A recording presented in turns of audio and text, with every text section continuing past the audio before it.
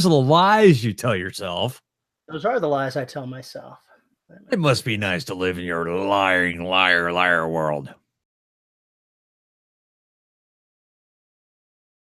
Howdy, folks, and welcome to episode 488 of the Dead Robot Society podcast. I'm Paul E. Cooley. Joining me today, as always, Mr. Terry Mixon. Hey there. Hi there, ho there, howdy doodly, neighbor. I did that last time, so I wasn't going to do that this time. Did you do Ned Flanders last time? Maybe you did. I can't remember. I edit these videos and I can't remember. You sicko. So what's up, man? I'm finally writing on the stuff that I'm collaborating with Glenn. Although I'm having Story Bible writing issues at the beginning of it, but it's all coming together. I'm managing to write every day. This is a good start. I'm managing to write more every day than the day before it. Also a good thing, but I'll never equal the only Paul Cooley's output. Whatever, man. I'm sucking right now, but we'll get to that later. Let's put it this way. I am not meeting my potential at all right now. No one ever meets their potential because we all view our potentials as something greater than what we're actually going to manage. So Jake Bible and Nathan Lowell, they can do it. We, however, we suck. I'm pretty sure Nathan Lowell is actually like a congregation of 12 different people writing as the same person. He has a 10,000 word day. It's like, oh my God. How is that even close to being a unit of measure? It's just terrifying. Maybe it's because he has no life. I'm not sure. That's a lot of commitment there, but it is a lot of commitment. He does have a life. He was doing that, but when he was really busy. So I mean, he's just a machine. He's just a machine. Great guy too. Writes wonderful stuff. Absolutely. Absolutely great guy. I'll try and remember to put a URL in there. Anyway, that notwithstanding, yes, word counts suck. Minimums. But that's it. I have till the 25th to wrap up everything I'm doing with Glenn's book, 40,000 words. I will make it, even though I'm a little bit behind in getting started because of the Story Bible and other issues relating to doing redlining on the stuff that he handed over.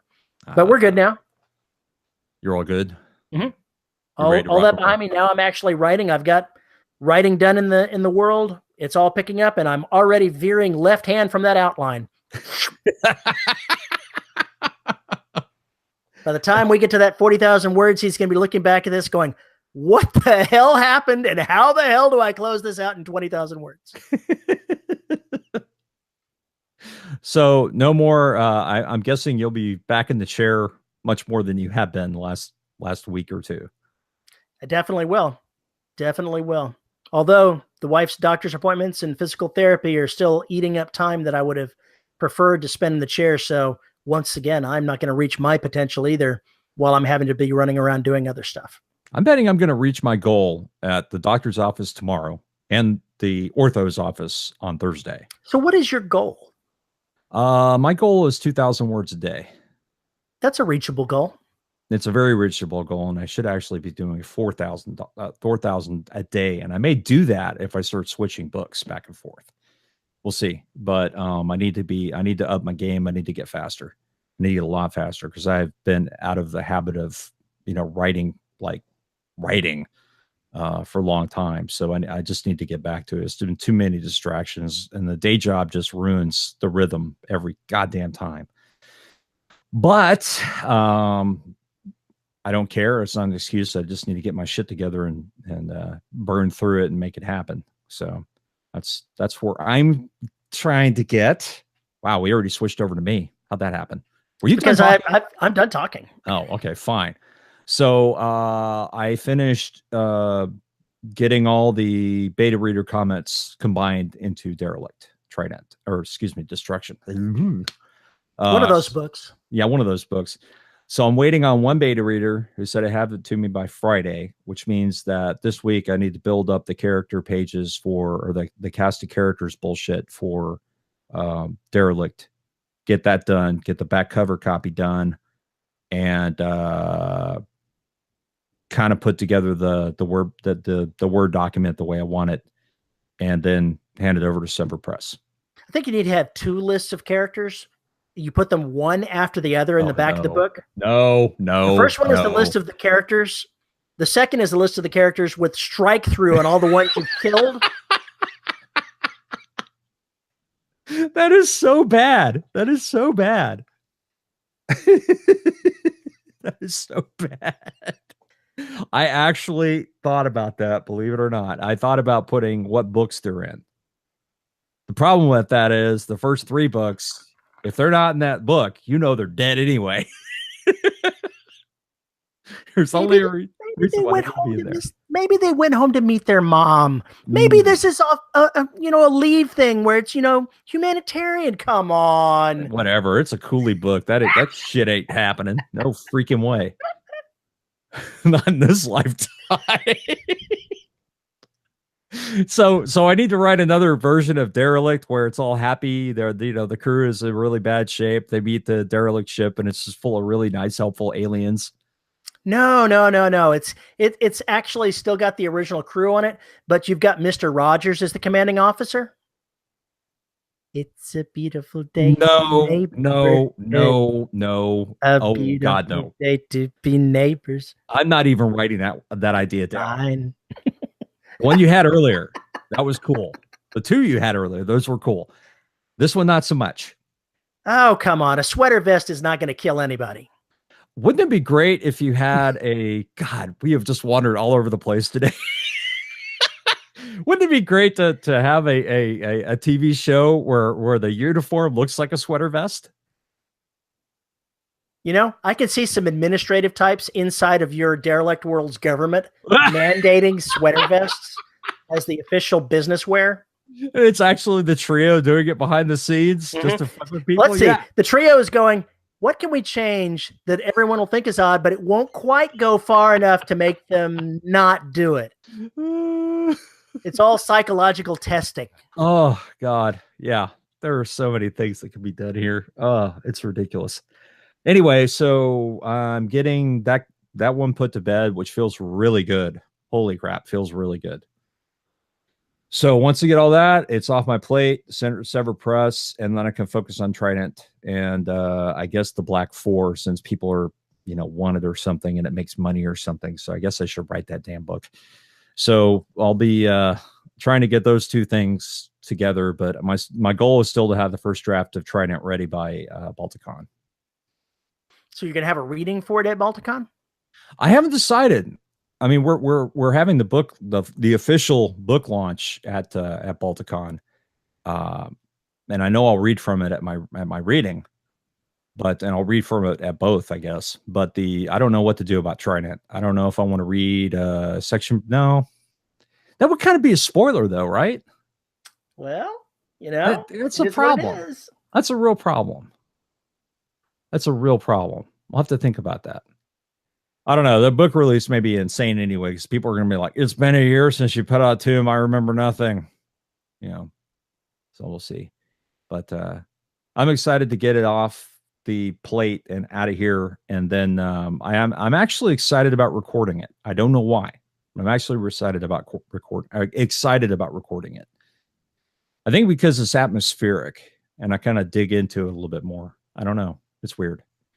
Or maybe it's just I don't feel as much pressure because it comes more naturally than the characters in Gears Inferno. But I still haven't finished Gears Inferno. Reading it sucks. I know once I'm finished with writing the book that I'm currently writing, I know what I should be writing. Welcome to my hell. And I'm probably going to write that novel, but I'm burning to write a different one. Yeah. And so, yeah. That's how I felt after The Black. That's how I felt after Evolution, or holy crap, I can't even remember the names of my own damn books. After Outbreak, it was just kind of like, I want to be done with The Black for a while. And then I started in on this crazy derelict shit. So I need a palate cleanser. I'm gonna need a palate cleanser after trying it, and it may be fun to go back with The Black so I can just do some really more insane shit. The sad thing here is that the next book that I'm going to be writing is one I should have been already writing on, is the next Humanity Unlimited book. So the 4th book in the Liberty Station sequence. What I want to write and it's totally out of my genre that I'm writing in. I want to write that damn urban fantasy I've been talking about. The ideas have been poking at the back of my brain on things to do with it, and it's radically different than everything else that I've written so far. So I'm sure that my audience is going to look at it and go, really? Really? This? We should probably talk about that later and get out of this intro. Because I have a feeling that conversation is a show in itself. Yeah, we should go ahead and bring the intro to a close because I got something to tell you. Okay, so here's the bad part, viewers, listeners. This episode wasn't started so much as we meandered into. Yeah, we kind of meandered into with no concept of what the hell, and we ended up on the topic, and it just blew up. So be prepared for some crazy. One of the things that I had mentioned before about this particular series is I've never seen flashbacks done so well. Right. And this is why I try and do these kinds of things in books, and I get yelled at for it occasionally. But you have the character drop a reference, so they see an image and you put it completely without context, right? You put that somewhere at the beginning, and then later on, maybe you hit it again. And then later on, you actually find out what the relevance of that is, but it is foreshadowing. And it's associating and setting up. And we just began. Did we begin the fucking episode already? We can do that. Are we talking about flashbacks and foreshadowing today? I guess we can do that. I guess so. Howdy, folks, and welcome to whatever the. We were talking whatever the fuck we were talking here. I had a point to make. You're inserting these into the books. Tell us more. There's the bumper for the show. Anyway, you have those images without context. You have those thoughts without context. You can have the character hear someone's voice or drop a name and just give a flavor to it with maybe just a modicum of description and just hang it there and move on from it. Have something interrupt the thought. Have something interrupt that brief image. Have something just kind of break it. And then the character has to go on, and maybe they don't have the breath to tell you about it. Or maybe there's something else that goes on that interrupts it. The bottom line is that is the way you plant those explosives that will go off later. And those explosives are when the character goes back and is revealing these pieces of history about themselves that you can find out why they reacted to having that thought or that image or anything else. I've done that several times in Derelict, and I can't wait to get to those moments when I can fully explain what the hell was going on. One of the things that they did in Altered Carbon, when they laid the initial groundwork for this, they just flat out said right at the beginning, he was a terrorist. Mm-hmm. That was the thing. Yeah. That was the implication. That was, this flat out said, this is what he is. Right. And then with the first flashback, they confirmed that. Yes, they did. Then with the following flashbacks, they added context. Correct. That by the time you were done, you realized partway through that set of flashbacks that over the 10 episodes that he was a terrorist, yes, from the point of view of the repressive government. Right. But which he used to be a part of. We should mention, spoiler alert for Altered Carbon viewing here, because we're going to be digging into this pretty well. But partway through with the flashbacks, you realize with the added context of each of these occasional flashbacks that the reality is much different than what they portrayed. He's a freedom fighter, is what he is. He had reason to rebel against the repressive government. And it planted the seeds of what's going to come in the future episodes.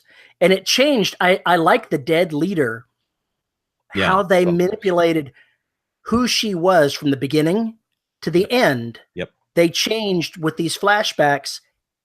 Every little bit of information about her, everything they showed was true.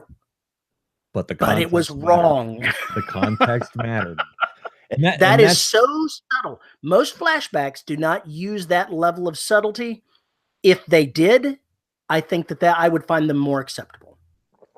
And it's it is a difficult tool to learn, but I really find myself doing it more and more. And as a discovery writer, in so many ways, those moments inform me who that character is, and they come out of left field, and it's just something my brain said.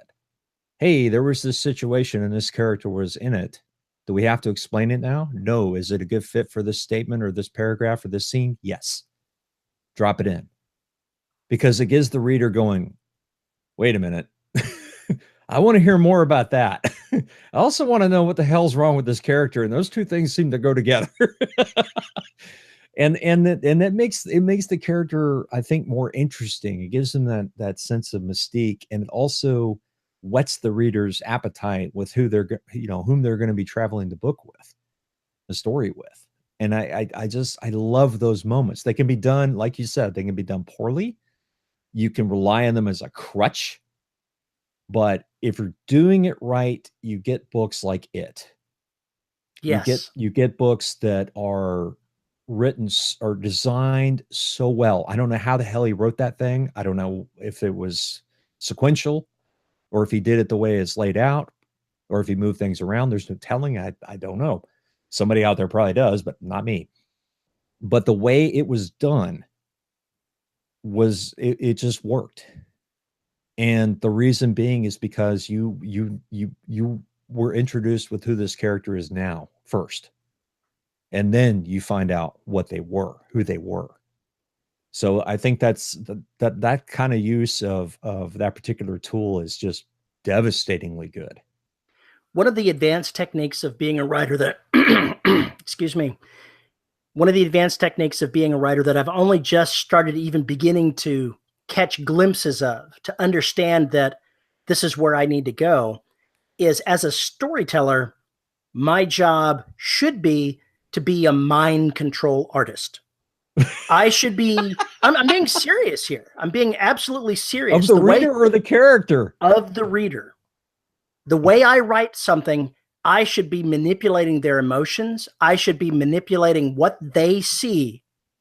It's not that I'm telling a story. I'm making sure that they hear a story, right, that they hear a particular set of facts in a story, that they react a certain way to certain scenes, to certain words, to certain sentences. And the way that they used these flashbacks and Altered Carbon were pro-level stuff. They made sure that when they started out, the watcher associated the guy with terrorists. He's a criminal. He's a criminal. He's a bad guy. He was put in jail with no expiration date. They were never, ever going to let him surface. Ever. He was on ice. And he was on ice, and definitely. I can't imagine why they didn't just blow him up. But basically, was the only thing they couldn't do. As a pro writer, the people behind that, whether it be the book or the series, manipulated the viewers and readers to get a certain emotional reaction from them. And then as they went along, they tweaked it here and there. And they went ahead and subtly influenced the viewer and reader so that by the end, you have really been on a ride. And that's a pro level trick that as a writer, I'm only just beginning to even understand exists. It's so funny because I think I don't know how exactly the book rolls out for you. For me, it's so much, it's just scene by scene, like a movie. And I want to know those things because I'm writing it, and I never know when I'm going to stumble across one of those moments where there's something going on there that I'm not sure why. I want to know why the characters do what they're doing. And the only way to find out why they're doing what they're doing is to give a reason for it. And usually those reasons are learned experience. It's not just because you were ordered to. That's boring. Not just because it was your job. That's boring too. What in the character's past made them do that? And or made them think that, or made them think that way, or why did this person react to them that way? Those are just wonderful things to include the reader on. It's glorious when it happens and goes right. And it's one of those things I do kind of I work on a bit. I was really, really good about that with Garaga's Children. I think I did that well in there. But you know, it's a great way to tell the story. You can't just have, if I think if you don't ever have a character reflect on their past in some way, you get you get a completely incomplete view of them because you only see how they are now. And I think that those little details are very important. So with foreshadowing, that's different than flashbacks. Yes. How do you write something out and then you go back and go, oh, I probably should, color this a little bit but between the lines a little earlier so that it's not abrupt for the reader? How do you put your foreshadowing in? It's usually those same moments. Oh, sure. Take the easy way out. No, if I know what the ending is, if I think I know what the ending is, then I'll do that. If there are things I've left, I mean, readers of the Black can tell you, and I think they hate me for it, is at the end of a book or maybe like halfway through the story before the book switches from the setup to the oh my God portion of the novel, they are pissed because in the last two chapters, the last lines of those two chapters usually have a big, holy crap, this is important, pay attention kind of flag to them. And they're left there purposely as a ... kind of sentence.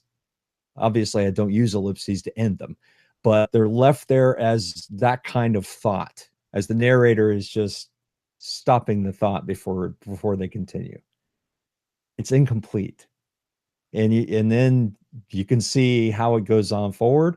If there is something that I find that I want to put in there, a new scene or whatever, and I realize I haven't set it up, I'll go back and set it up. I mean, you just kind of have to. And that's kind of the trick is basically you don't want something sprung on the reader. You want to have them go back and think about it and going, oh, you bastard. That may be something that was flippant, said in flippancy, but you remembered. You suddenly realize it was extremely important, and this was why. So yeah, I try and set up the foreshadowing, but I think I do it mostly subconsciously. But when in the second draft, I've definitely go back and look for it and pay attention to it. Foreshadowing, as far as genre goes, if you're writing a mystery, that's much more important to foreshadow things in a mystery because the reader is going to be kept immersed in the dark all the way through. But you've got to leave little clues, little hints along the way so that nothing just happens and they go, where the hell did that come from? Is that even possible? Who is this? The Scooby-Doo style mystery. Exactly. But one of the ways that I found that when I was starting writing mysteries and I didn't have the skills that I have today is I just made everybody look guilty. Then I selected the guilty party at the end. That's lazy. That I should at least know who the guilty party is before, I go on along here. But one of the things that I think that it's important to do is be able to hold in your head that it's okay to go back and flesh something out or change or add something to make this work out. You don't have to do like Terry and write from word 1 to word 0, and that's the end of it. You can go back and you can fluff something up to make it look better, to make it actually have the effect you want.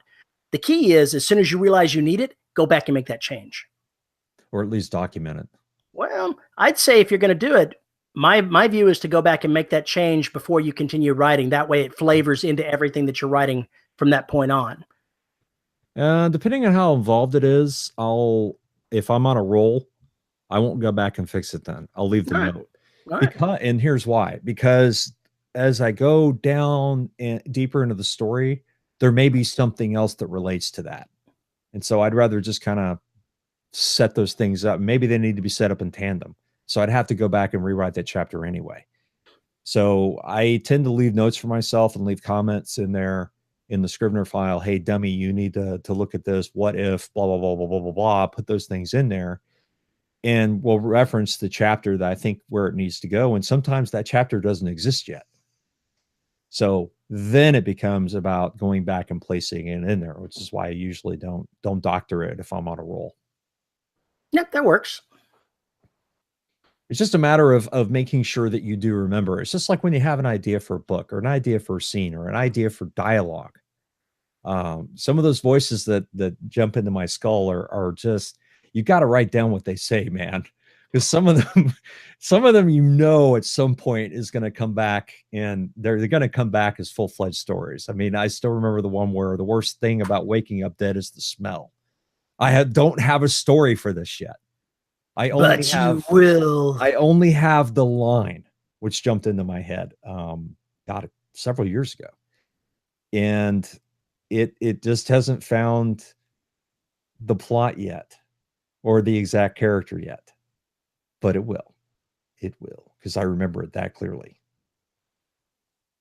As if we're going to have time to write these books. Yeah, I was thinking about that the other night too. I don't know. I honestly don't know. I've got so many things.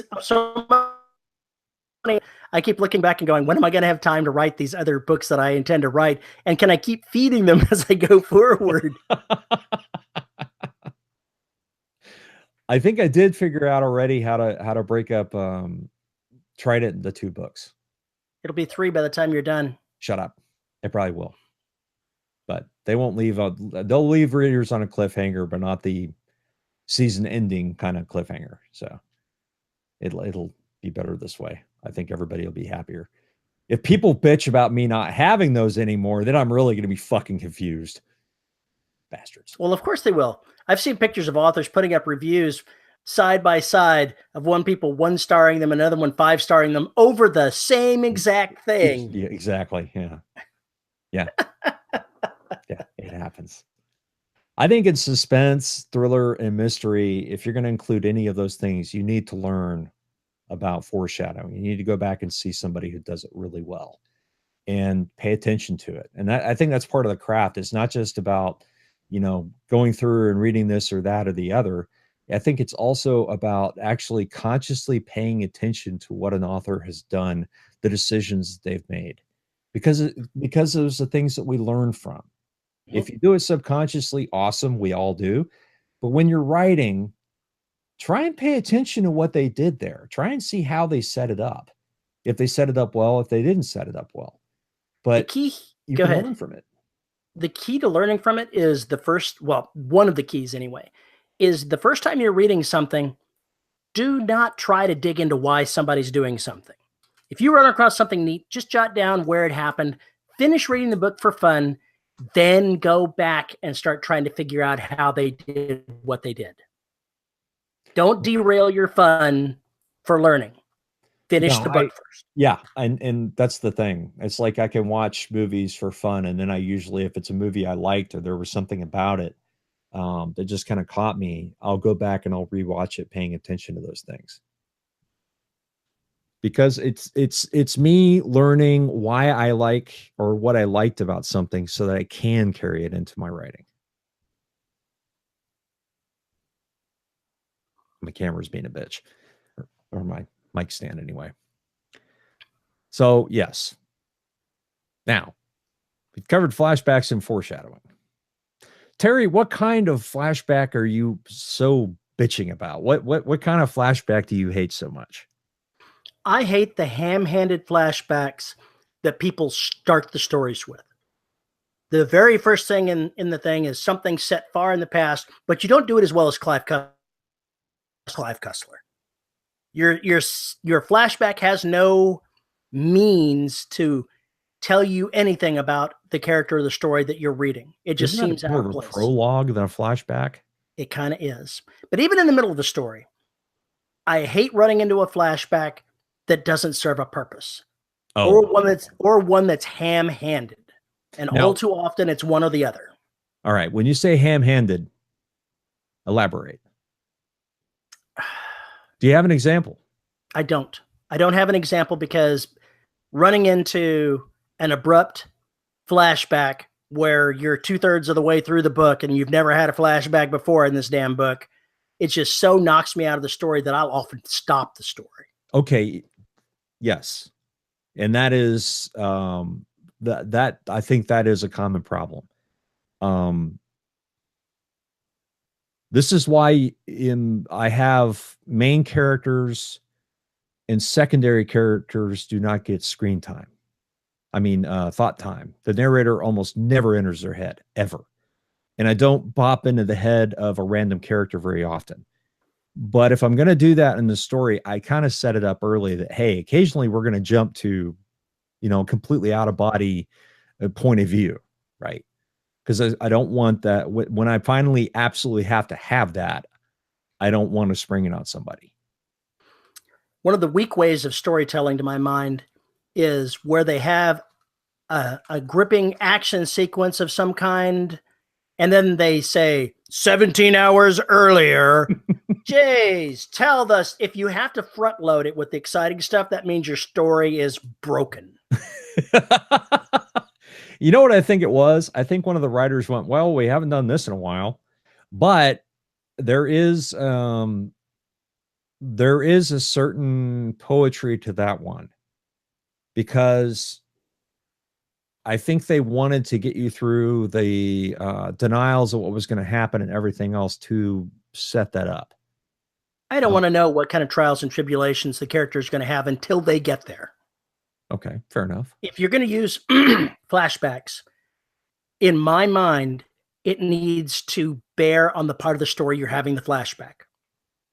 If it's unrelated, if it's out of time sequence, if you're doing it at the beginning, or you're just going through your story and you have a flashback that has no context to what you're doing at that particular moment, it's badly done. Okay. There needs to be a thread, no matter how small, between X is happening in the storyline.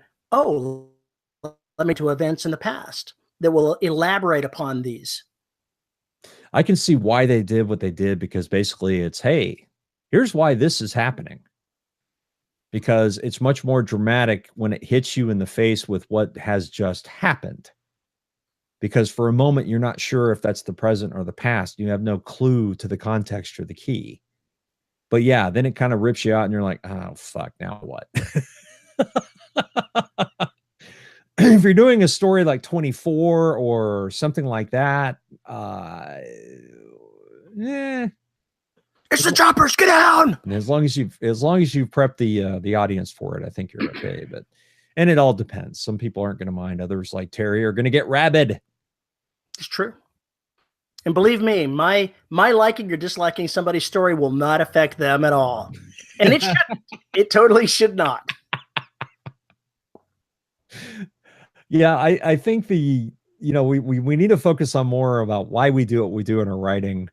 I'm never going to tell an author to do this because I said so, or this is the right way to do it. Here's what works for me. Here's what's working for my readers. Yeah, I could be critical of that hack Stephen King all I like, but he'll march on to his own drum anyway, I'm sure. You know what? Stephen King said, tell Terry Mix to have a coke in his mouth. Shut the fuck up. I would totally love to see him say that. I would make a video of that and put it on a banner on my homepage.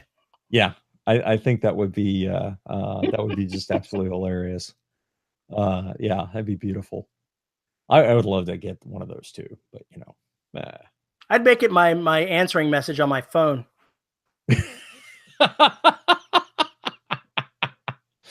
Hey, this is Stephen King. Have a coke in his mouth. Shut the fuck up.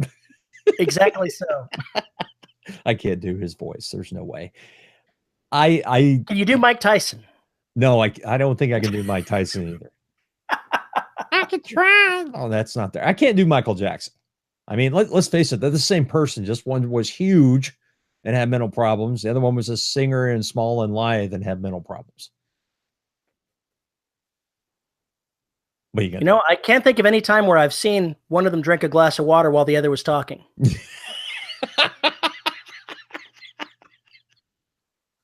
Are you saying Mike Tyson was just Michael Jackson's puppet?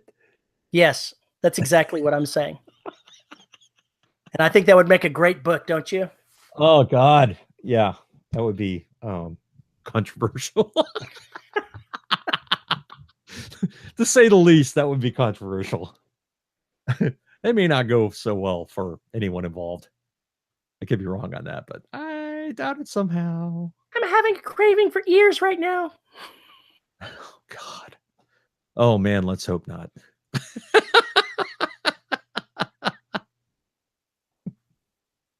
What's another lazy writing hack that you try and I haven't avoid? thought about this ahead of time. Of course not, because we backed into this episode. We kind of did back into this episode a little bit. This is what happens when the robots are at work.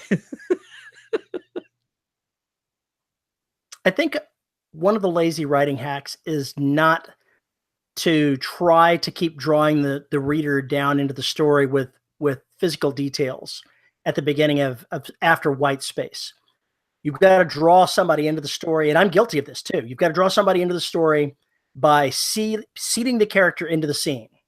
It doesn't have to be long. It doesn't have to be very many words, but you can't just start off with Josh was in the seat of his X-Wing starfighter shooting him up. Woohoo! You can't just, that can't be the opening of your story. You've got to go ahead. You've got to have Josh in the cockpit and allow the reader just a little bit of time. 100 words, 200 words, a couple, 300 words of seating them in the scene, in the environment that they're in before they go running off and doing whatever they're going to do, shooting up the space fighter. Yeah, her finger twitched or shook over the trigger as she watched and waited for the target to come in, such and such, and blah blah blah. Yeah, absolutely. You've got to ground the reader into the character through the setting, through the character's emotions. If you're somebody like Jim Butcher, you could start off a book with the building was on fire and it wasn't my fault. Yeah, exactly. And it's totally appropriate for Dresden to have. Yes, it is. That. It is. And because the choice of the building was on fire means it's burning right now for the character. Hey, I'm fucked and I'm in this position. And immediately the reader is just dragged, kicking and screaming right into the middle of the scene. Pretty much. That was a one-line opening to I think it was Blood Rights was the novel. Yeah. Where he did that. The one I always said it was I always said it was the Walmart on fire, but I don't think it was the Walmart in this case. He's burned down a number of buildings. Let's just say. In his long and storied career as a wizard, he has racked up some serious insurance claims on his own property and a bunch of other properties. This is so totally true. But after every bit of white space, if you have a scene break, you may not need to spend 200 or 300 words dragging the reader into the scene, but you've got to do a little bit. You've got to seat them in the scene with something that's going on around them. You can't just jump right into the action. So this is something that I try to do and I'm getting better at, but that's another weak move, to just have the characters doing stuff without any context that actually attaches the reader emotionally to them. No investment. I'm trying to think of a book that I've read where that was handled very clumsily. I can't think of one off the top of my head. There are some authors who always start the book with a line of dialogue. Mm-hmm. I've hit that before and I stopped reading somebody because they kept doing that. And I can't remember who it was now. Probably because I stopped reading them. There was a book that I read recently where the author did not ground the character and he had the characters behaving strangely, but that's another thing that I hate. You can't just have your characters do weird stuff because, well, it's weird. You got to have context. And I'm not going to mention who the author is because I stopped reading the book and it's not fair of me to be critical of a book that specifically because I didn't like it. Other people may have loved it. If you start your book with, I don't know, he was juggling skulls in the Walmart. That would be odd enough to get someone's attention. Exactly. So basically, but you have to carry that through. There has to be those moments, not just for that character, but there has to be something going on there throughout everything. Unless you're trying to show that particular character having a breakdown or something else, that you have to kind of carry some of those themes over, I think. I'm going to go ahead and bring up a text of what Jim Butcher said. So hang on a second here.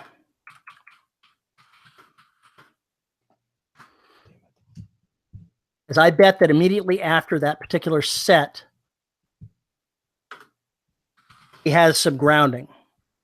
And I want to see what the next paragraph says.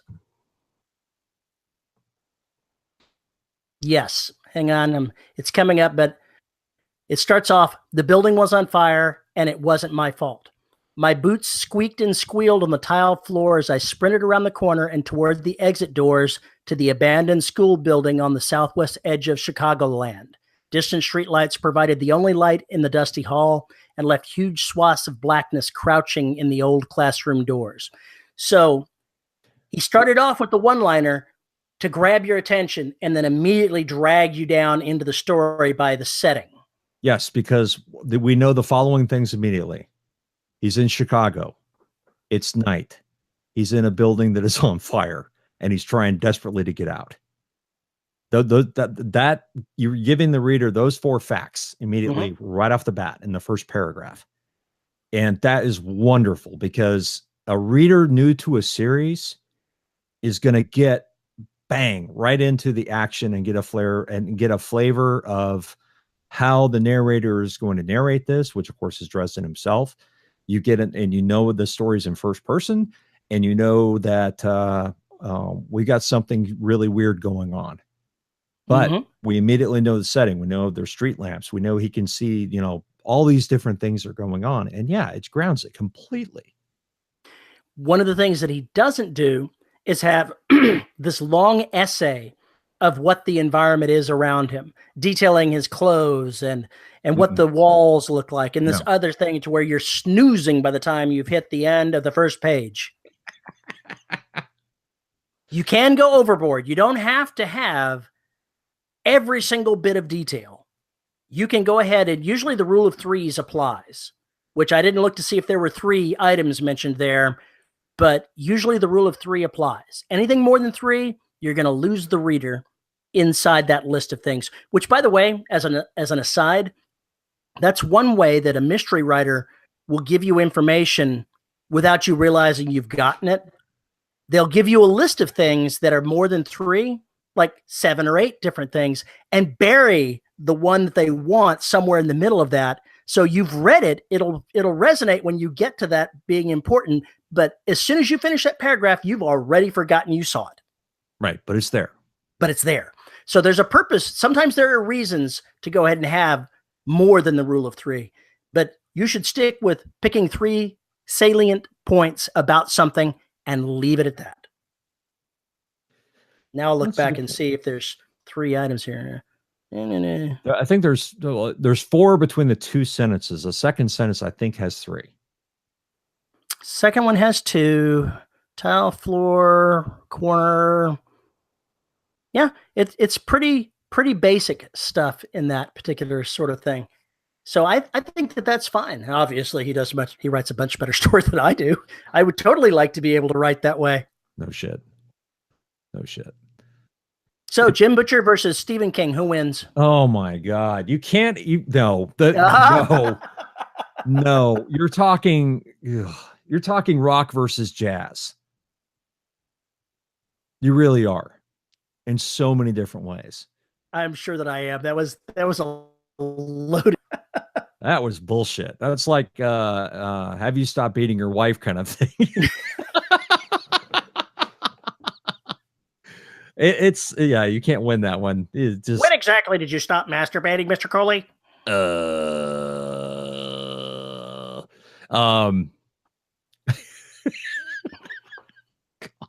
Did you really need to go there? So I think if you look at your favorite books, you look at your favorite movies, and you see how they open, you see how they're there. And it depends on the book. It depends on the type of book. It depends on everything, just as it does with everything, depends on the context. But if you go back and you look at how your favorite book works and everything else, then I think that's what you have to kind of keep in your writer's toolbox, is looking at that and seeing what you can learn or why that is. And then pay attention to that. If you're mystery, thriller, suspense, man, go pay attention to the beats of those kinds of books. Go pay attention to how the pacing is done. what information the writers are giving away before they get into those things. Why do they switch scenes when they do? Why do the characters do what they do to set up another scene? How is it done? Does it work for you? If it does, rip it off. I mean, absolutely rip it off. And I think that's how you learn to do this, is not just doing it, but by consuming the media and thinking about the media critically. So it's great to watch. I have fun watching bad movies. I have a lot of fun watching bad movies. And then I'll go back and see there were some really good ideas here. I want to look at that idea and see what I can learn from it, even though the movie is shit. You come every once in a while, you come across one of those films where the writing is awesome, but the directing and acting and the budget were crap. But you can see that beneath all of that, there's just this gold nugget of a story or an idea, and they just screwed up execution. So I went ahead and jumped forward to chapter 2 of Blood Rights to see how he picks up after the white space. And it says, "We went to O'Hare. I met Brother Wang in the chapel at the International Concourse. He was a short, wiry Asian man in sweeping robes the color of sunset. His bald head gleamed, making his age tough to guess, though his features were wrinkled with the marks of someone who smiled often." Yeah.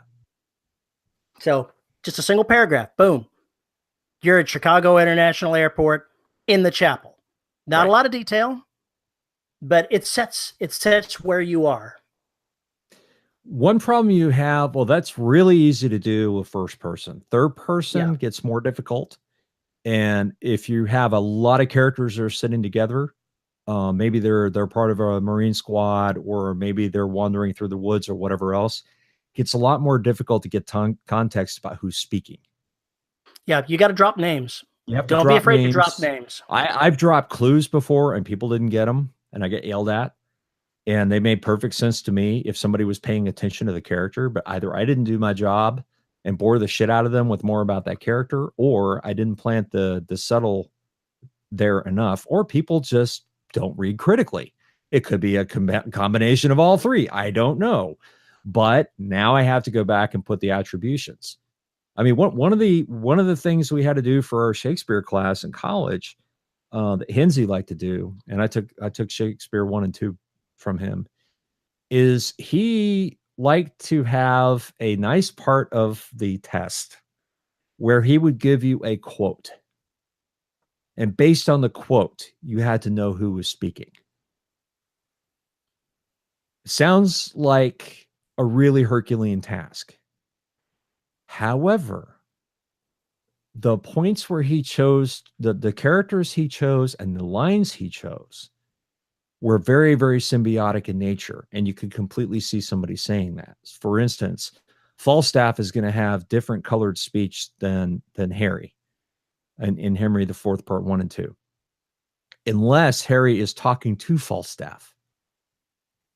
So you can tell immediately which side of things you're looking at, and then you could just tell based on the cadence, what was said, who that fits. Mercutio's dialogue in Romeo and Juliet, very easy to spot. Very, very easy to spot. There are some in Lear that are very, very easy to spot too. But, if you're thinking about it and you're looking at it and you've already read it, it's easy to do that. If you're just coming to the story, it's more difficult. Use attribution. And you have to go back in through the story when you're doing this and reground the person after a bunch of dialogue back and forth. Yeah. You can't let it wander too long in the dialogue before you ground it with somebody. I give my characters something to do, but I know I do it too much. I know I do it too much. That absolutely works, but using the word said is invisible. Mm-hmm. Someone said something, the reader is just going to skip right over it. If you do that every 4 or 5, if I never let more than 3 exchanges in a conversation happen without something to identify the person, whether they're either doing something, whether they stick the word said in there, somebody said this. You've got to do it every once in a while. And if you let it go on too long, the reader will lose track of who's speaking. Yeah. Yeah. I think it just it kind of drizzles in and you get better at it and better at it. But yeah, the attribution thing, yeah, it's kind of important.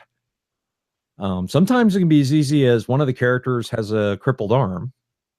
No one else does.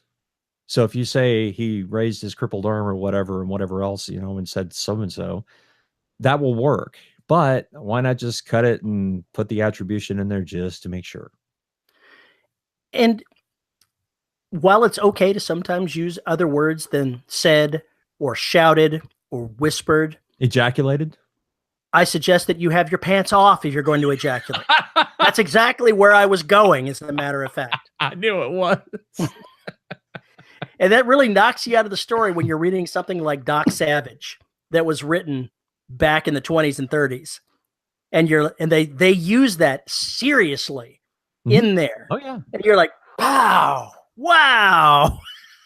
That was my reaction the first time I saw it in the book, was like, wait a minute, we're talking. When did I miss that? When did I miss this? When did I miss the sex scene? What? Yeah, it's just a different context and a different time and everything else. But yes. And while it is a correct usage, it has a completely different common knowledge or common usage among folks, and therefore it will not work. My wife is watching a television show now that I'm not familiar with what it is, but I was certain, based on the filmography that I saw on her iPad and the dialogue, that this was something written back in the 40s or the 50s, maybe slightly earlier, maybe the 30s. And till they used the word fuck. And I immediately stopped and said, what? What is that you're watching? Because that was so totally out of character for that time frame that I knew that could not possibly be what I heard. And apparently it's a modern story that's being told based in the 20s or the 30s. And so the actors and actresses are acting like it's the 20s and the 30s, but they occasionally let those words out. And if you're not expecting it, bow right between the eyes. Oh, those words existed. They did, but you never saw it in. If you watch The Maltese Falcon, you're not going to see that word. You're not. And that's another reason why something like Deadwood was so shocking to everybody, is because it was the first Western I can ever remember where where one of the characters used the F-bomb as a paintbrush to draw everything, diagram things. Yeah. That character is so incredibly awesome. It's like using the F-bomb to write your name in the snow. Pretty much. Was it Swearinger from Deadwood? I think that's the guy's name, the brothel owner. I don't know. Bar owner. I don't know. Oh my God. He had these fantastic monologues that are so laden with obscenity and crudity. And yet the thoughts or what he's trying to say are just there in black and white. And it's beautiful to watch a master of profanity at their work. And the reverse, philosophical at the same time. And the reverse is true as well. When I was in basic training, our drill sergeants did not use profanity, but they could strip the paint off of the walls with what they did say. Right. And that's called wit. And that's one of the things. It's easier for us because obscenity, our attitude toward it has changed in a culture. It has gotten more difficult to find folks who don't lean on the words too much. But at the same time, it means that you as the writer have an excellent opportunity to not use it as a crutch. For instance, if you have a character use the word fuck in every conversation, it loses all power. And so when something really goes wrong, you're already at 11. Where do you go? You should ask Jake Bible about that. I'm not going to say a damn word about Jake Bible. He sent me a cease and desist order. Did he do that? That'd be awesome. It would be awesome. It would be hilarious. I would hold that. I would put that on my damn Instagram page if I have one. that there are ways to do that. And I think some of my favorite characters are those that will weave in wit with their profanity. In Altered Carbon, Takeshi can do that. He can do that and have those sarcastic moments and everything else, and it works perfectly. But part of the reason that works is that character doesn't really say much. You can watch Gunny do it as well. Oh, which Gunny? The only Gunny. My Gunny?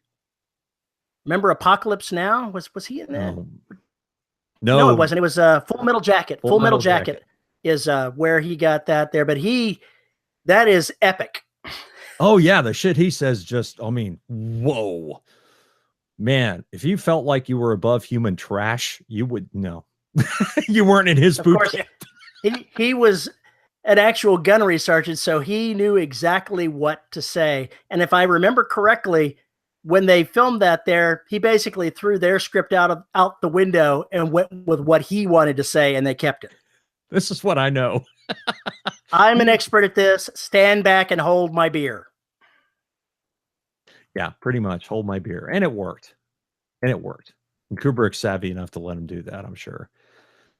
But if you go back and you can look at some things like Blackadder and some of these other shows that are comedies, and there's usually a character that's actually witty on there.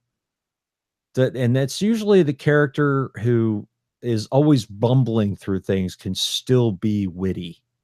And sarcastic and shocking and everything else in between moments of absolute slapstick that they are the cause of or experiencing. If you look back at the Dresden Files, do you know who the witty characters are? Everyone except Dresden. Which or what characters? Witty characters. Oh, yes and no. Not always, but they use him as a counterpoint to like his witty brother. Well, his brother is more witty, but he's definitely more suave. He's more goes without saying. So is everyone. But see, Dresden's wit lies in his thoughts. Mm-hmm. That's where his wit is, I think, and part of that is I think he likes people to underestimate him. Sure. At their own peril. And how do you do that? Yeah, I'm being sarcastic to a degree when I say that, but yeah. No, but you're right. He's not very flamboyant or outward or anything else, and doesn't really think or tell us that how would he know that he has this presence or appearance? And because he's telling the stories, it would sound so narcissistic for him to say it, and that's just not who he is. He doesn't give a damn how they inject his character into everything, because everything is flavored through him. I remember one of the things that stuck out at me is they said that he showed up at a meeting of the Wizards Council in a bathrobe because robes were required. Right. And that says everything about him. Yeah, my a relative of mine who just absolutely despises business formal. His wife got him a tie that said in binary, "I hate ties." That's awesome. So shit like that, or have binary on a coffee cup that says something like that. I hate mornings, or I hate this job, or whatever. Binary. It's just, it sets so much up for that character as to who they are, what they do, how they're dressed can be very important. How they move can be very important. If you want an egregious example of this done, you go read American Psycho by Bret Easton Ellis. Because I swear the first 50 pages is nothing but about people's accoutrements, dress, and what they own. It just is so overboard. But I mean, it's like, well, I understand you're making a point about the 80s, but holy shit, could you like back off for a second and actually tell a story? At least that's how I remember the book. Talking about bringing things back from the 80s, Ready Player One comes out in a couple of weeks. Mm-hmm. The book was amazing. And I am just terrified that they're going to trash it in this movie. I think the movie's going to suck because I don't know. There are so many things they're going to have to cut unless it's going to be like 2.5 hour flick. And there's so many things you need so much context for. So it's either going to be info dumpalicious from the moment one until through the first 15 to 20 minutes of the film. It's just going to be info dump after info dump after info dump to explain what in the hell is going on. And I just don't see it working. I don't see the virtual stuff working very well. It could, maybe. But when I saw the trailer, it was like, I don't remember any of this shit from the book. What are you doing? I saw certain plot elements in the trailer that had no place in the book. And I'm like, uh-oh. That's usually a bad sign. That's usually a bad sign. And be honest, I think if you were going to make a proper film of Ready Player One, it would need to be a miniseries. It would just need to be a miniseries or something like Altered Carbon if you were going to do that, because you have so many things to set up. It's totally true. Why can't everything be a 10-episode Netflix special? That's what I want to know. You know, and we've had this discussion too. It just works that way. I like those better than movies. For those kinds of tales with a really long thing. With when we were trying to cover so much information, a movie's bullshit. If you've got a bunch of interesting characters, a movie is absolute bullshit. You have to leave so much on the cutting room floor to fit that sucker in a minute 30 to 2 hours. That so much has to be left out that is so important to those characters. The Harry Potter movies are a perfect example of that. Once we got past number 2, there was just so many things that just had no place. They had no time to do it, and it got dropped. And it was horrific for me, because after you read the books, you're like, oh man, they didn't do this moment, and that actually drives this other thing. They did that badly. I haven't read the books yet. Oh my! I should read the books, but I have not read the books.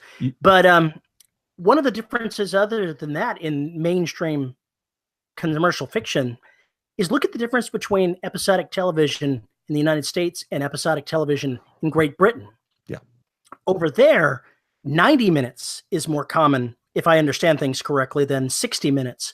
And having watched some of their episodic television, that extra 30 minutes really allows you a lot of space to mix things up. The mysteries, they're pretty guessable in 60 minutes. Not so much in 90 minutes.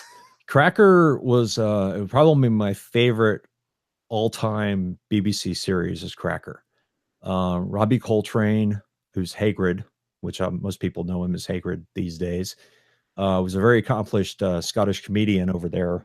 Was in a couple movies, whatever, but they chose him to play the role of Cracker, which is one of my favorite characters ever.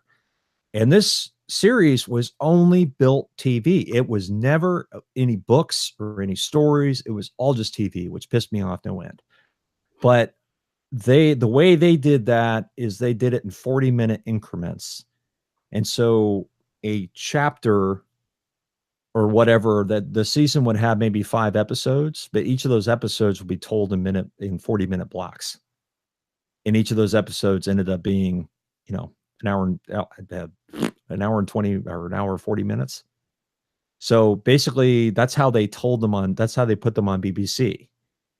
But of course, they're much better if you buy the disc or whatever and watch them, as one piece. But still, they've been doing series like that for a very long time, which is why, Doctor Who itself is not a series. There's Doctor Who Series 1, Series 2, Series 3, and on. Cracker, same way. Frost, the same way. All those shows are coupling, done the same way. They're all done that way. But the biggest difference between them and the Americans for so long was the fact that they weren't trying to do 22 freaking weeks. You dumped there's no filler episodes. Everything matters. Every damned episode matters. And that's what makes those shows so compelling. That's what Netflix is doing now. That's what Sci-Fi is doing now. That's what HBO, Showtime, that's what they're all doing now. Is they're doing it that way, and it makes so much more sense. Amazon as well. They're doing their own brand new in-house production of these things.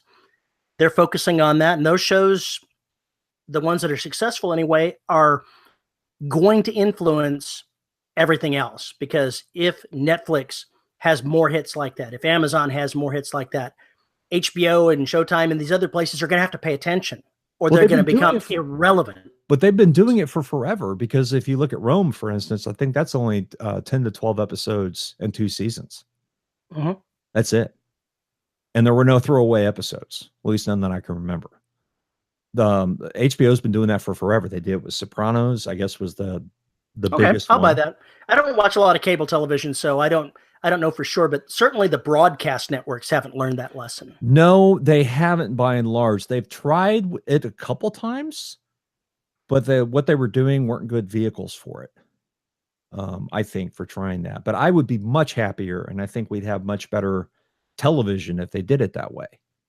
And it's the same. Unfortunately, it's the same thing with books. I think one of the things that's going to take more and more hold in a cable universe sort of way is the fact of completing all of the production before you drop every single bit of the season at one time.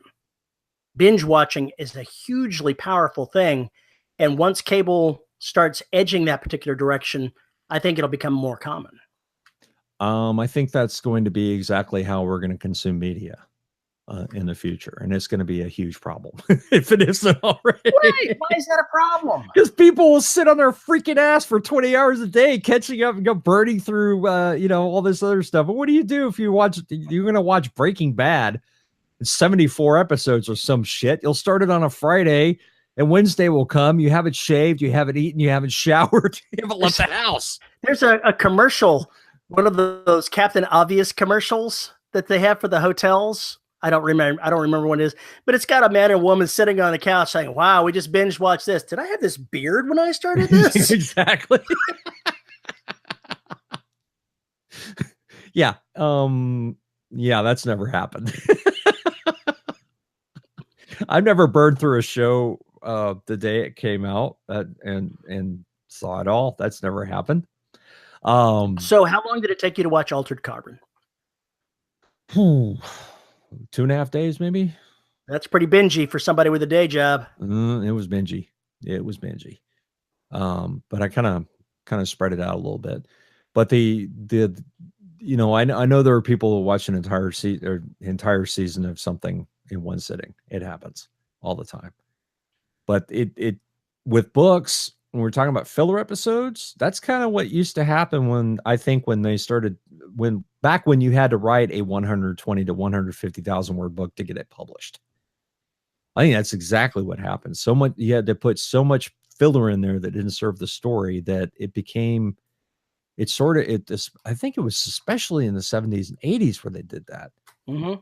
And I think it was a big problem, a big disservice to readers of genre fiction that they did it that way. I mean, I understand the economics behind it, but it really led to some books being way too big for what they were trying to accomplish and what they were taking on. That's just my personal opinion. I'm like a season behind in watching The Flash. Season and a half, I think, behind in watching The Flash. It's because I got busy doing something else, and now a season is 20 some odd episodes, and I'm like, I don't have time to watch this. So that disencourages me to watch anymore. So I just get further behind. Yeah, it's a problem. But same thing happens with books. I'm what, three books behind in Empire of Bones? You are not alone, because I can tell you, having released a book last month rather, I can watch how the sales of the other books spike. And I can see a pattern of people going, "Oh, I've been a couple of books behind. I need to catch up." So I can actually see that in the sales graph. Right. And I'm hoping that's what happens when Destruction comes out, is suddenly everything just goes blink. Because you'd think, all right, Destruction means the Derelict is gone. I don't know. So we'll see what happens with that. But yes, I think when you put that new book out in the series, maybe, book 2's kind of sell okay. Book 3's give the sense of a trilogy, and therefore they usually get hit hard. And if you set up a book 4 and 5 and book 3, then I think you're good to go for the rest of it. And I think there is that rule of 3 still applies in a big, big way, just in how people think of series. Well, when I published that book, looking at the sales for March, the amount of money that I got on the most recent book Each of the previous books, all 7 of them, are about 1/4 of that amount, pretty evenly spread dollar-wise. It's kind of weird. That is kind of weird. I don't know. So I'm having hits all over the series. So what will happen is we'll put out Destruction, and it'll take me probably 6 months? 6 months to see the reports on how many page reads the series got and everything else once it comes out. I'm going to be very interested to see how that does. And the same thing for the Black, 4, whenever I put that out, it'll take me 6 months to find that information out too, but it'll be somewhat enlightening to see how that works, because I'll have hopefully 2 more Derelict books by then, and probably another Black book by then. So we'll see. One of the other things that I'm doing is I dropped Empire of Bones price to 99 cents, and it's not on sale. It's just at 99 cents. I dropped book 2 to $2.99. Book 3 is at $3.99, and the rest are at $4.99. And I've started running Amazon ads on book 1 only. Book 1. Yes. And I'm watching, I started that on the 15th, and I'm now starting to see a slow upturn in people filtering into the rest of the series after buying the first book. That is awesome. I've seen other people do that as well, do that sort of thing. Michael Cooper swears on running his start of series at 99 cents and advertising the hell out of book 1, because he says the read through from book 1 to the rest of the series gets him, even if he loses money, especially if he loses money on that first book because it's at 99 cents, he doesn't care. He looks at the read through and looks at the percentage of people that go from book 1 to book 2 to book 2 to book 3. And he says, okay, you can calculate roughly how much you think a single book sale of book 1 will earn you. And you don't have to be constrained by being profitable just with the ad on book 1. You don't count just book 1. You count the entire read through. So it's very freeing to not feel, I can see the percentages say, oh, you're losing money on this ad. I don't think so. Not in the long run. Not when I have the read throughs that I have for the series as it is. I'm going to be having many more readers and making more money based on that income, I think, on that investment in advertising, rather. Yeah, if I think what I will do if I ever have a series under shadowpublications.com where I have control of that kind of thing is, the first book starts at like $3.99 or $2.99, and then when the next book comes out, drop the price by $1. Yeah, with the ceiling of $1.99 or something like that. And then you can start you can basically shuffle the books down. As each one comes out, you drop another one into the previous price tier. And so you just kind of keep doing that. And that way you still have it all like that. And occasionally, and once you get 3 or 4 books out, why not drop that first one to 99 cents? I mean, it makes sense from a marketing standpoint and how humans connect money. I can get this for 99 cents. Yeah, what are you getting for that 99 cents? The thing is, giving you a free dose of heroin. Yeah, pretty much. You're hoping to get you become the literary dealer here. Yeah, exactly. That's what you are. You're saying, here's the sample. Go ahead and see if you like that, at this low price. Yeah, come back and see me, kid. Come back and see me. Yeah. And that's, I think, the right way to go with it. I still don't think I would drop down to $1.99. I think that there's a certain thing with undervaluing your work, and it has a negative impression on there. I probably shouldn't have dropped book 2 to $2.99. I probably should have left it at $3.99 and leave that as my floor. And I may adjust that at some point in the future. Leave the older books at $3.99 and have the newer ones at $4.99. Right. And I think that's basically what Sever Press has done with my stuff. Yeah, I don't think going below $3.99 is the right thing to do, except for the Lost Leader. And I probably shouldn't have done it for Veil of Shadows. And after I get a little bit more data, I'll probably bump it back up to $3.99. Yeah, I can't even remember what I'm selling Gears Inferno for right now. I can't even remember. Anyway, it obviously differs depending on all sorts of things, what your costs were up front. And maybe it also differs on what kind of book it is, especially if it's a standalone. You know, Yeah. if it's This is a complete series tactic. standalone, those rules don't apply. It's completely different territory. We're Lost just, Leaders are pretty much a series sort of deal. yeah, or a universe kind of thing, which is also a series. So yeah, it's all there. It all matters, and I don't have any answers for what works and what doesn't. I signed up to go to the 20 books to 50K conference in Vegas. A bunch of indie writers going out there, and I imagine that's going to be a very interesting subject to hear people talking about.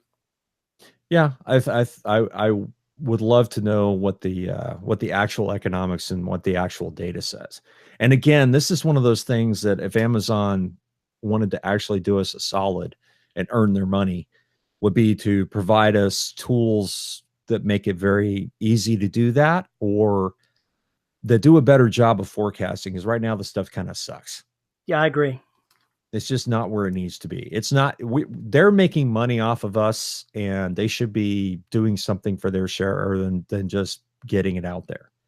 Especially since they're taking such a cut at the lower edges, you should get some decent data tools because they already have them.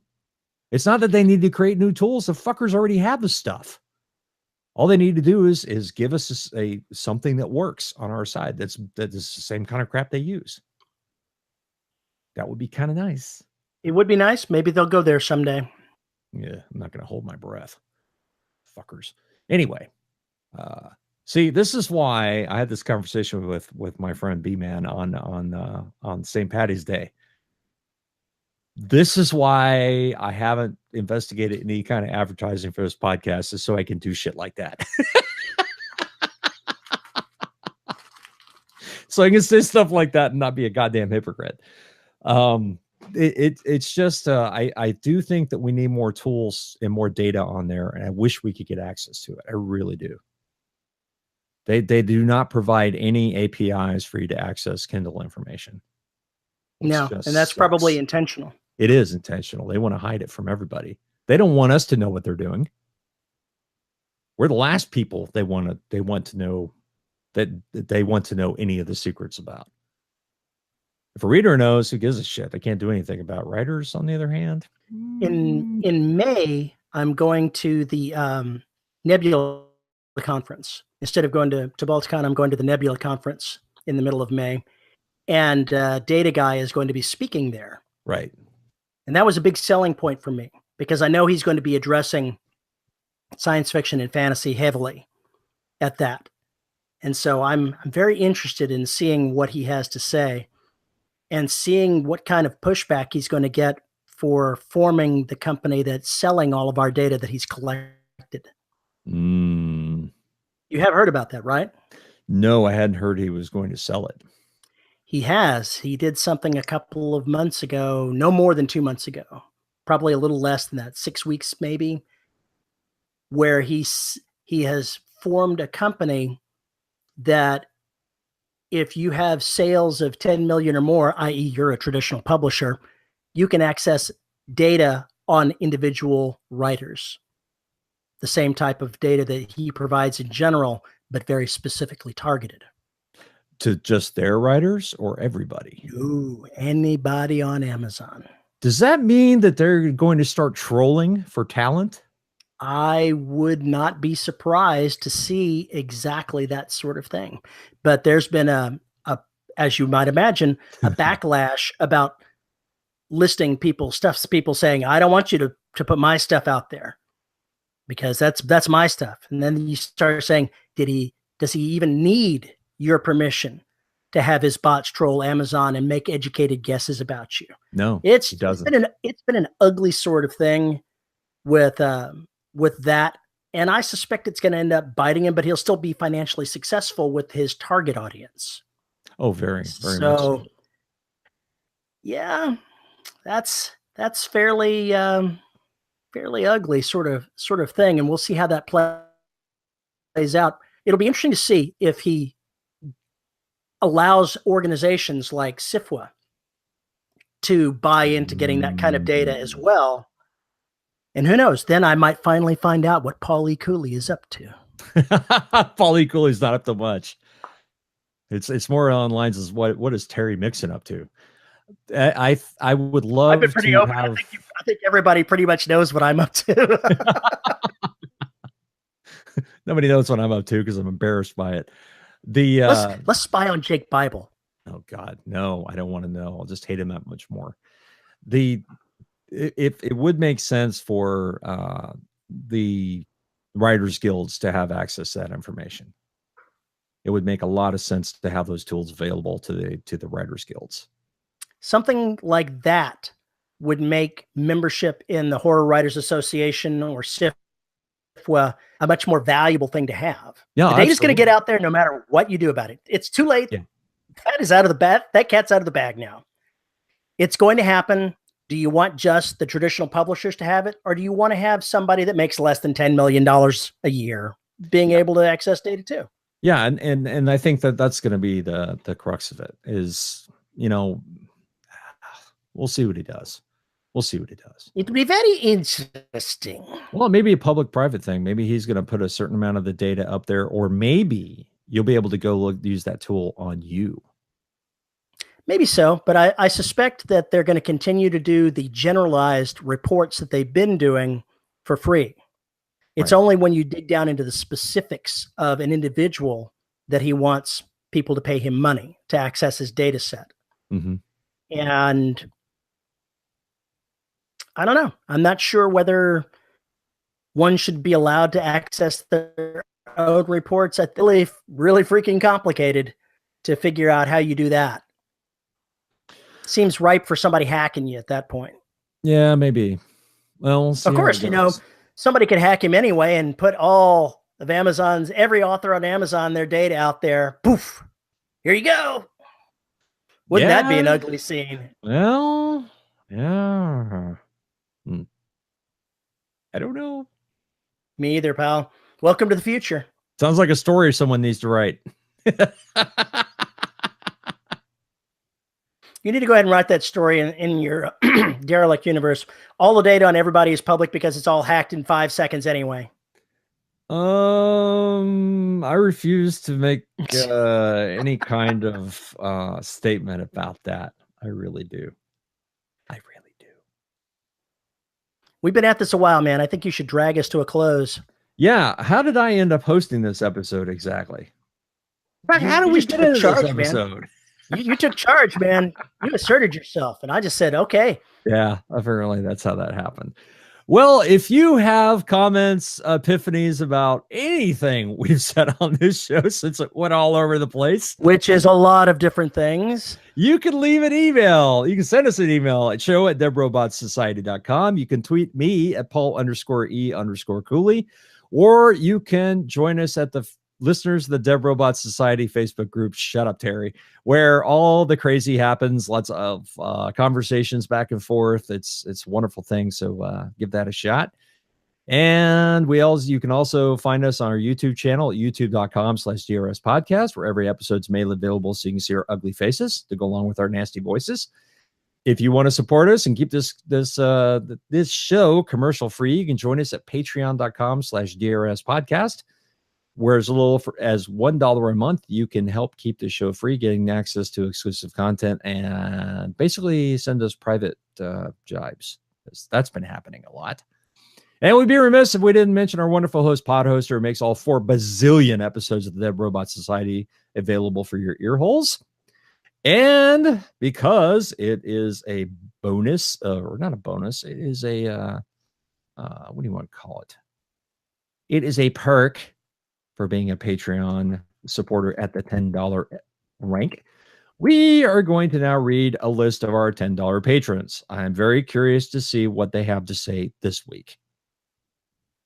And this week's $10 patrons are An Manatsu, Tracy Bodine, John Kilgallen, Robert Slade, Devin Lee. Caleb is a sexy mustache man, James. Nathan. Wait a minute. We need proof of that. You can't just make those kind of groundless, baseless assertions. You need proof, pal. Uh-huh. Nathan wants entry to the graveyard petty. I could be wrong, but I may have already put you there. Drew Redshirt Live Splatter Bernardi. Redshirt Live Splatter. That's wonderful.